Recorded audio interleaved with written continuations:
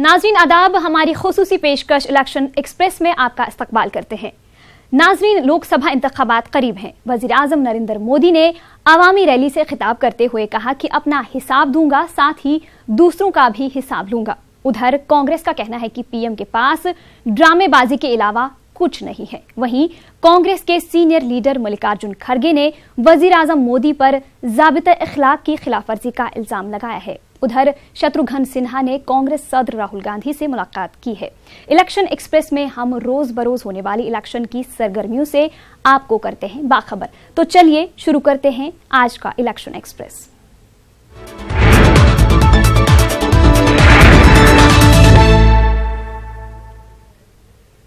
वजीर आजम नरेंद्र मोदी ने संकल्प रैली से खिताब करते हुए एनडीए हुकूमत की हुसूलियाबियों को उजागर किया। उन्होंने सर्जिकल स्ट्राइक के सबूत मांगने पर पूछा कि आपको सबूत चाहिए या सपूत। उन्होंने कहा कि एक तरफ चौकीदार, दूसरी तरफ भ्रष्टाचार है।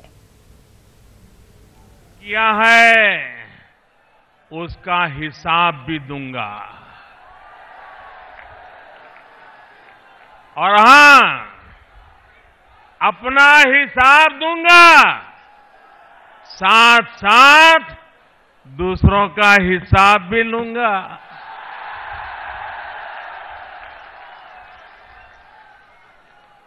ये दोनों काम साथ साथ चलने वाले हैं,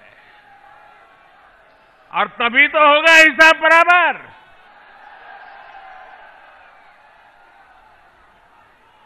और आप तो जानते हैं मैं चौकीदार हूं, और चौकीदार कभी नाइंसाफी नहीं करता है। हिसाब होगा, सबका होगा, बारी बारी से होगा। आज एक तरफ विकास का ठोस आधार है, तो दूसरी तरफ न नीति है, न विचार है, और ना ही कहीं नीयत नजर आती है। एक तरफ फैसले लेने वाली सरकार है, तो दूसरी तरफ दशकों तक फैसले टालने वाला इतिहास मौजूद है। एक तरफ नए भारत के संस्कार है, और दूसरी तरफ वंशवाद और भ्रष्टाचार का बोलबाला है। एक तरफ दमदार चौकीदार है। देश भर में 10 करोड़ गरीब परिवारों के घर शौचालय देकर बहनों को इज्जत देने का, जीवन देने का सौभाग्य भी हमें मिला है।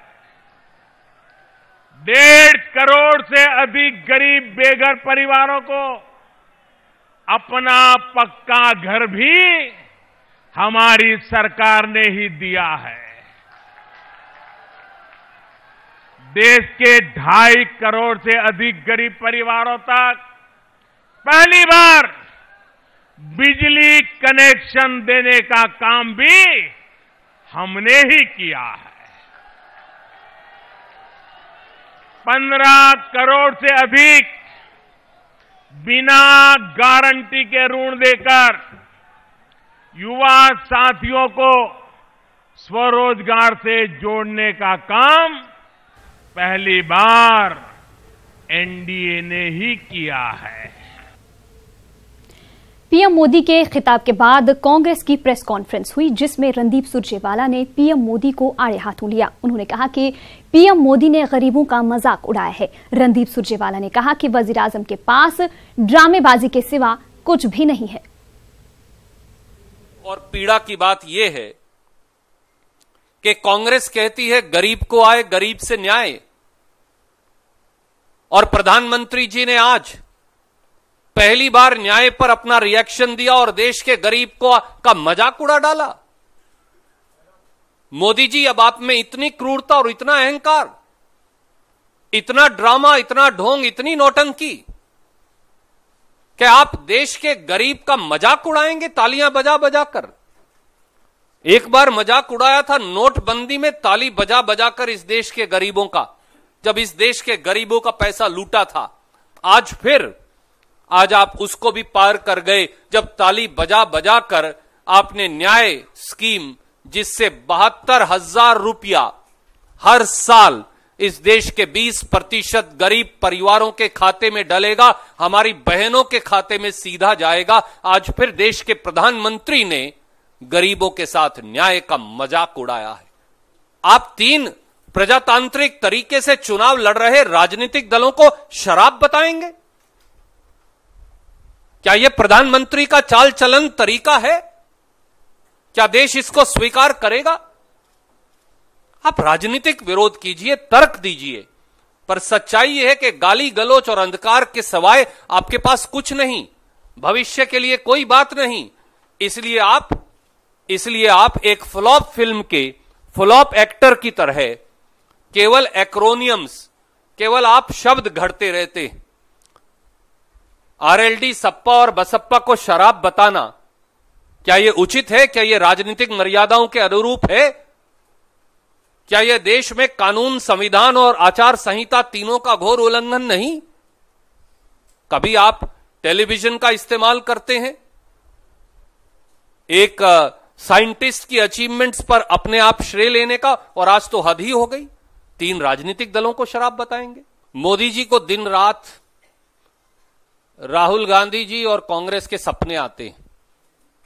अगर वो ये गाली गलोच, प्रपंच, ढोंग, स्वांग, ड्रामा, अगर वो इसका बजाय ये सब करने के थोड़ा सा समय देश चलाने में लगा देते 5 साल में, तो आज उनकी ये हालत ना होती। पसीना पहुंचते पहुंचते, घबराते घबराते, लड़खड़ाते लड़खड़ाते, क्रोधित होते होते 5 वर्ष उन्होंने गुजार दिए। केवल बोल बोलकर गुजार दिए, किया कुछ नहीं। शत्रुघ्न सिन्हा की कांग्रेस में शमूलियत अभी कुछ दिन और लगेगा। शत्रुघ्न सिन्हा ने कांग्रेस सदर राहुल गांधी से मुलाकात की। मुलाकात के बाद न्यूज 18 से बात करते हुए शत्रुघ्न सिन्हा ने कहा कि बहुत अच्छी मुलाकात रही और मैं पटना साहिब से ही इंतखाब लड़ूंगा। हमारी नुमाइंदा रंजीता ने शत्रुघ्न सिन्हा से बात की। सिन्हा जी, राहुल गांधी से आप मिले हैं, क्या बात हुई आपकी? नहीं, क्या बातें हुई हैं, वो बड़ी पॉजिटिव बातें हुई, बड़ी अच्छी बातें हुई हैं। बहुत वेलकम किया उन्होंने, बहुत स्वागत किया उन्होंने।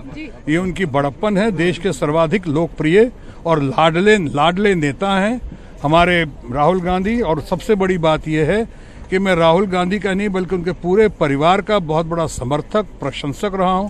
मैं समझता हूं नेहरू गांधी परिवार देश के नेशन बिल्डर्स में से रहे हैं। उन्होंने देश को इतना आगे बढ़ाया है, देश ने इतनी प्रगति की उनके वक्त में। तो आज नवनिर्माण की घड़ी आ गई है। इसी नवनिर्माण की घड़ी के वक्त हम लोग बात कर रहे थे कि और कैसे पार्टी को मजबूत कर सके इनके, और पार्टी के साथ साथ देश को मजबूत। बार बार लोकेशन की बात कर रहे हैं, लोकेशन पटना साहिब ही रहेगा। रविशंकर प्रसाद है इस बार आपके इस बदले बीजेपी। बधाई हो, मुबारक हो, कोई बात नहीं, अच्छी बात है। लेकिन लोकतंत्र में तो हर को चुनाव लड़ने का अधिकार है। अगर वो चुनाव लड़ रहे हैं तो अच्छी बात है। और जहां तक मेरा सवाल है, मैं तो कह चुका हूं और पुनः दोहरा रहा हूं कि सिचुएशन कुछ भी हो, लोकेशन वही होगा, पटना साहिब। शत्रुघ्न सिन्हा हमारे साथ बात करने के लिए, और कहीं ना कहीं उन्होंने ये साफ कर दिया कि भले सिचुएशन जो हो लेकिन लोकेशन वही होगा, पटना साहिब। कैमरा पर्सन सत्य प्रकाश के साथ रंजीता झा, न्यूज 18 नेटवर्क। खलाई तजुर्बे पर वजीर-आजम मोदी के कौम से खिताब पर कांग्रेस ने इलेक्शन कमीशन से कार्रवाई का मुतालबा किया है। कांग्रेस सीनियर लीडर मल्लिकार्जुन खड़गे का कहना है कि नरेंद्र मोदी को वजारत उज़्मा के ओहदे पर फाइज रहकर इसका गलत इस्तेमाल नहीं करना चाहिए। गुलबर्गा में न्यूज 18 से बात करते हुए खड़गे ने पीएम मोदी पर वोट की सियासत करने का इल्जाम दोहराया। हम तैयार करके रखते हैं, इन्होंने इलेक्शन के वक्त, वो भी एक prime minister, code of conduct चल रहा है, इलेक्शन चल रहा है और नॉमिनेशंस चल रहे हैं, उस वक्त अगर साइंटिस्ट को एड्रेस करते हैं और उसका क्रेडिट खुद लेना चाहते हैं तो ये बुरी बात है। वो अपने को चुनाव में इस्तेमाल करना चाहते हैं, इस बात के हमने ठीक नहीं समझा और हम इसीलिए ये कहते हैं कि इलेक्शन कमीशन इसको देख ले। पीएम मोदी की जिंदगी पर बनने वाली फिल्म पीएम नरेंद्र मोदी के खिलाफ इलाहाबाद हाईकोर्ट में मफाद आमा की अर्जी दाखिल की गई है। समाजी तंजीम भारतीय भीम सेवा के सदर सनाउल्लाह खान की तरफ से ये अर्जी दाखिल की गई है। अर्जी में यह कहा गया है कि चुनाव के ऐन मौके पर पीएम मोदी पर बायोपिक जारी करके ज़ाबिता इखलाक की सख्त खिलाफवर्जी की गई है। अर्जी गुजार का कहना है कि मोदी पर बनने वाली बायोपिक चुनाव में प्रचार की नीयत से तैयार की गई है। अर्जी में यह भी दलील दी गई है कि यह फिल्म अपोजिशन पार्टियों के खिलाफ एक सियासी हरबे के तौर पर इस्तेमाल की जा सकती है। हाईकोर्ट ने अर्जी पर समाअत के लिए 29 मार्च की तारीख मुकर्रर की है।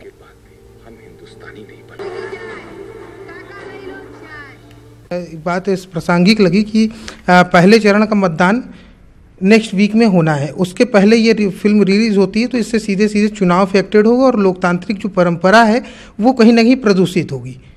इसलिए हम लोगों ने एक रिट याचिका, जनहित याचिका फाइल किया है। उस जनहित याचिका के माध्यम से हमने ये मांग किया है कि ये बायोपिक पीएम नरेंद्र मोदी इसको और इसके साथ ही एक वेब सीरीज मोदी वो भी जारी हो रही है, अप्रैल में प्रस्तावित है, उस पर दोनों।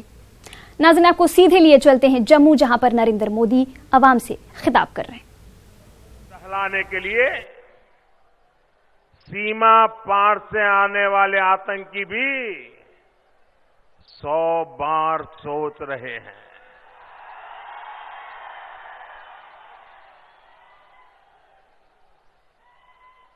लेकिन साथियों, मैं तो हैरान हूं, देश के दुश्मनों को सबक सिखाने के इस अभियान के बीच ये कांग्रेस को और उसके साथियों का आखिर हो क्या गया है।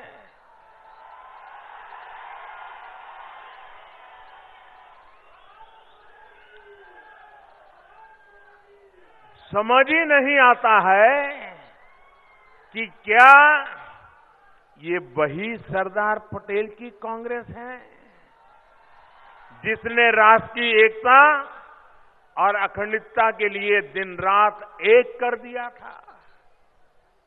मुझे समझ नहीं आता कि ये वही कांग्रेस है जिसमें रहकर नेताजी सुभाष चंद्र बोस ने आजाद हिंदुस्तान की कल्पना की थी।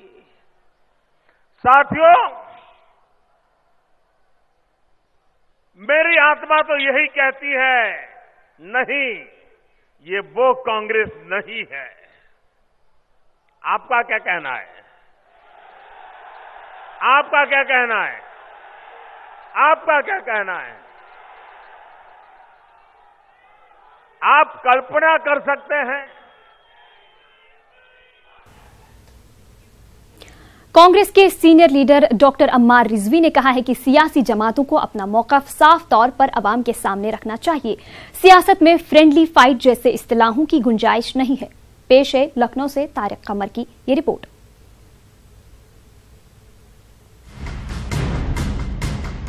कहा जाता है कि सियासत और जंग में सब कुछ जायज है, लेकिन दोस्ताना लड़ाई यानी फ्रेंडली फाइट जैसे लफ्ज लोगों को कंफ्यूज करते हैं। फ्रेंड भी और फाइट भी। डॉक्टर अम्मार रिजवी ने जिंदगी के 50 साल से ज्यादा कांग्रेस को दे दिए। इनका शुमार कांग्रेस के सीनियर और तजर्बेकार लीडर में होता है। डॉक्टर अम्मार रिजवी कहीं न कहीं इस सच्चाई का इजहार कर ही लेते हैं कि कांग्रेस की नई लीडरशिप ने पुराने लोगों और अहम वर्करों को नजरअंदाज किया है। उत्तर प्रदेश में कांग्रेस का इत्तेहाद बीएसपी, समाजवादी और आरएलडी के साथ नहीं हो सका। ताहम 3 सीटों पर इत्तेहाद ने कांग्रेस के खिलाफ उम्मीदवार न उतारने का ऐलान किया और बाद में ये भी कहा गया कि 7 सीटों पर कांग्रेस भी अपने उम्मीदवार न उतारने का इरादा रखती है। या तो दोस्ती रखिए या दुश्मनी रखिए, या साथ दीजिए या मुखालिफत कीजिए। ये बीच में मामला जो है वो चलता नहीं है। और अगर हमारी लड़ाई जो है वो हमारी अलायंस नहीं हो रही है किसी पार्टी से, तो हमें उस पार्टी का मुकाबला करना चाहिए। अभी एक बयान किसी लीडर साहब का आ गया कि कुछ सीट पर कांग्रेस जो है वो फ्रेंडली सीट फाइट देगी। What is friendly fight? Fight is fight. Fight जो है वो उसमें या जियो या मारो, यही चीज़ है लड़ाई में, और क्या है। जहां आपने फ्रेंडली फाइट और न्यूट्रलिटी की बात कही, वहां मामला जो है वो बिल्कुल बिगड़ जाता है। हालांकि समझा यह भी जा रहा है कि कांग्रेस, बीएसपी, समाजवादी और आरएलडी के माबैन कोई खुफिया समझौता है, जिसके पेश नजर ये गुंजाइशें रखी जा रही हैं। लेकिन डॉक्टर रिजवी के मुताबिक ऐसा कुछ नहीं है। अगर कांग्रेस ने अपनी हिकमत अमली को तब्दील नहीं किया तो वोटरों में भी कंफ्यूजन रहेगा और अराकीन में भी। लिहाजा कांग्रेस को सिर्फ और सिर्फ अपने तौर पर इलेक्शन लड़ना चाहिए। जैसे उन्होंने छोड़ा, हमें मुलायम सिंह जी के खिलाफ नहीं कोई अपना कैंडिडेट खड़ा करना चाहिए। हमें अखिलेश यादव जी के खिलाफ कोई कैंडिडेट नहीं, अगर लड़ते हैं, अब अखिलेश नहीं लड़ते तो डिम्पल के खिलाफ हमें अपना कैंडिडेट नहीं खड़ा करना चाहिए। आफ्टर ऑल वो हम सब की बहू हैं। और इसी तरह से अगर मायावती जी लड़ती हैं तो मायावती जी के खिलाफ नहीं करें। तो एक ग्रेस की बात होती कि उन्होंने हमारे जो टॉप लीडर्स हैं उनके खिलाफ, उनके सामने अपना कैंडिडेट नहीं खड़ा किया, हमने उनका नहीं खड़ा किया। ये भी जगजाहिर है कि मायावती के सख्त रुख से ये बात किसी हद तक तो साफ हो गई है कि कांग्रेस का एसपी बीएसपी इत्तेहाद से कोई ताल्लुक नहीं। ताहम बीजेपी की मुखालिफत में कांग्रेस के यहाँ इत्तेहाद के लिए नरम गोशे जरूर है। इसीलिए कांग्रेस लीडरशिप अखिलेश और मायावती किसी के मुताल्लिक भी कोई मनफी बयान जारी नहीं कर रही है। न्यूज़ 18 उर्दू के लिए लखनऊ से तारिक कमर की रिपोर्ट। उधर यूपी में बीएसपी, समाजवादी और आरएलडी इत्तेहाद की सीट तकसीम फॉर्मूले के मुताबिक मेरठ हापुड़ लोकसभा सीट से बीएसपी के हाजी याकूब मैदान में है। मेरठ हापुड़ लोकसभा सीट पर इत्तेहाद की हिकमत अमली के ताल्लुक से शाहिद मंजूर से बात की हमारी नुमाइंदे तंजीर अंसार ने। के साथ मिलकर और इस गठबंधन को जिताने की कोशिश कर रही है, क्या माहौल लग रहा है और किस तरह से आप कंटेस्ट करने जा रहे हैं? देखिए, पहले तो अगर हम शुरुआत से बात करें तो जो फर्क था समाजवादी पार्टी और बहुजन समाज पार्टी में, हमारे नेता समाजवादी पार्टी के सदर मोहतरम अखिलेश यादव जी ने उस फर्क को मिटा दिया, उसको ख़त्म कर दिया। और जो एक खलिश थी और एक दूरी थी समाजवादी पार्टी और बहुजन समाज पार्टी में, तो हमारे दोनों नेताओं ने मायावती जी और मोहतरम अखिलेश जी ने, दोनों ने उस कमी को दूर बैठ के आपस में कर दिया। जब हमारे नेताओं ने वो कमी दूर कर ली तो अब वर्कर के लिए आसान हो गया आपस में मिलना और बैठना। तो यहाँ पर जो देखने में आया, समाजवादी पार्टी के साथी जहाँ जहाँ भी गठबंधन के उम्मीदवार हैं उन सबके लिए तरमंदन। बिहार अजीम इत्तेहाद में रियासती पार्टियों का ज्यादा असर देखने को मिल रहा है और कांग्रेस सीटों की तकसीम पर हाशिए पर नजर आ रही है। देखिए ये रिपोर्ट।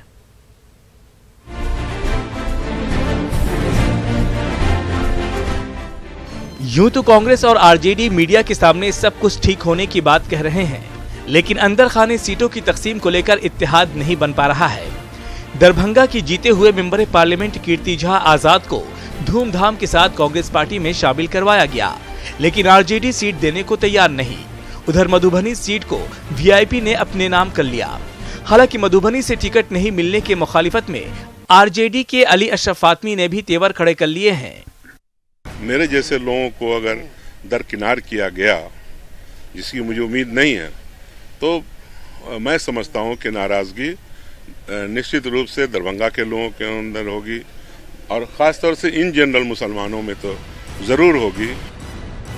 3 रियासतों में इंतखाब जीतने के बाद कांग्रेस को रफ्तार जरूर मिली है, लेकिन एक के बाद एक रियासतों में इत्तेहाद के नाकाम होने पर कांग्रेस कई रियासतों में हाशिए पर नजर आ रही है।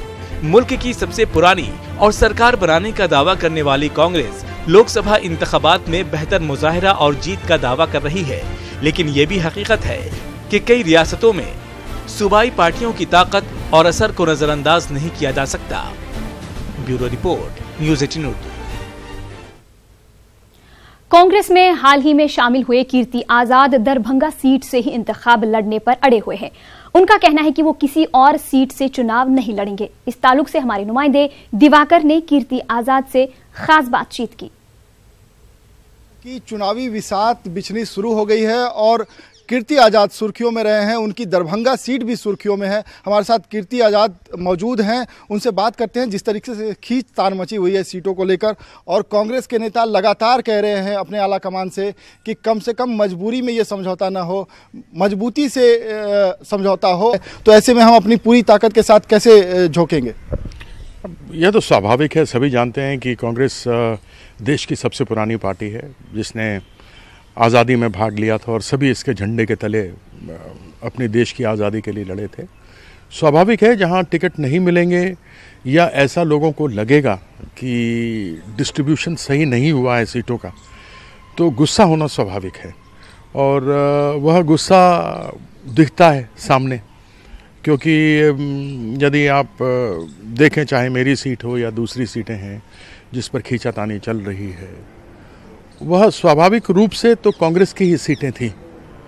तो समय बदला था तो आरजेडी बीच में आई थी, और अभी क्या आगे होगा कहना मुश्किल है। मुझे कल केसी वेणुगोपाल जी ने बुलाया था, मैं उनके यहाँ गया था। बिहार के सभी नेता, वरिष्ठ नेता वहाँ पर उपस्थित थे। उदयपुर में जात की बुनियाद पर वोटरों की तादाद की बात की जाए तो तस्वीर बड़ी दिलचस्प नजर आती है। आप जानिए तफसील, हमें दीजिए इजाजत। आदाब।